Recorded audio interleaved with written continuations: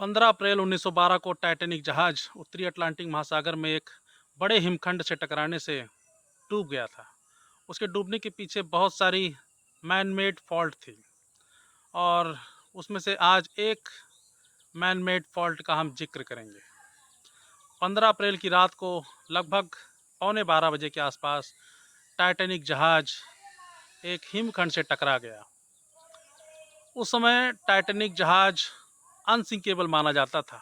उस जहाज पर जो यात्री यात्रा कर रहे थे और जिन्होंने उसको बनाया था, सबको ये पता था कि ये जहाज डूब ही नहीं सकता। तो हुआ कुछ ऐसा था कि जो रेडियो ऑपरेटर था टाइटैनिक का, वो उस टाइटैनिक जहाज पर रेडियो ऑपरेट कर रहा था। कान में उसके हेडफोन लगे हुए थे और वो सिग्नल रिसीव कर रहा था और सिग्नल भेज रहा था। उसी समय टाइटैनिक जहाज से कुछ ही दूरी पर एक एसएस कैलिफोर्नियन जो जहाज़ था, जो कि टाइटैनिक से काफ़ी छोटा जहाज़ था, वो भी उसी समुद्र में वहाँ पर उस समय सफ़र कर रहा था। और उस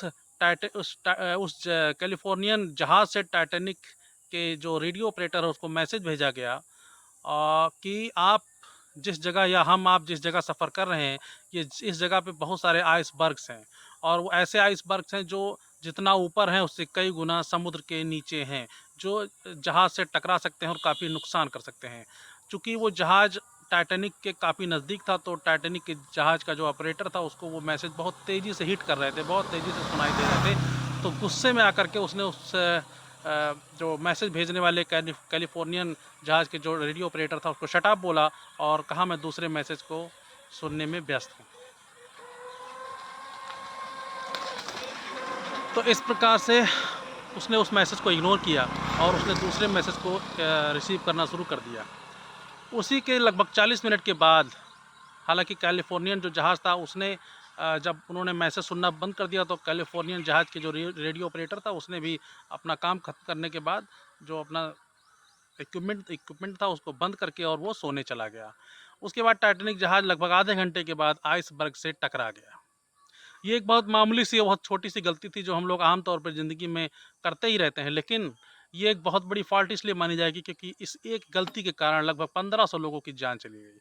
अगर वो मैसेज सुन लेता और आगे उसको अपने बॉसेस को ट्रांसफ़र कर देता, तो शायद ये हादसा ना होता और 1500 लोगों की जान बच जाती। और जब टाइटैनिक आइसबर्ग से टकरा गया, तो उस टकराने के बाद भी जो शिप के जो उस समय जो देख-रेख करने वाले थे, जो मौजूद थे, जो ज़िम्मेदार लोग थे, उनका ये मानना था कि अभी भी नहीं मान रहे थे कि ये जहाज़ डूब सकता है। जिसके लिए वो निश्चिंत थे, वो खाली ये प्लान कर रहे थे कि जहाँ पे भी डैमेज हुआ है उसको हम फिर से मरम्मत करके दुरुस्त कर लेंगे। लेकिन 1 घंटे के बाद उनको पता लगा कि ये जहाज़ अब नहीं, ये बच नहीं सकता, अब ये ज़रूर डूबेगा। तो फिर उन्होंने क्या किया कि जो ऑपरेटर था उसको बोला कि भाई आप सिग्नल भेजना शुरू करिए, आस-पास कोई हो तो मदद के लिए ज़रूर आए।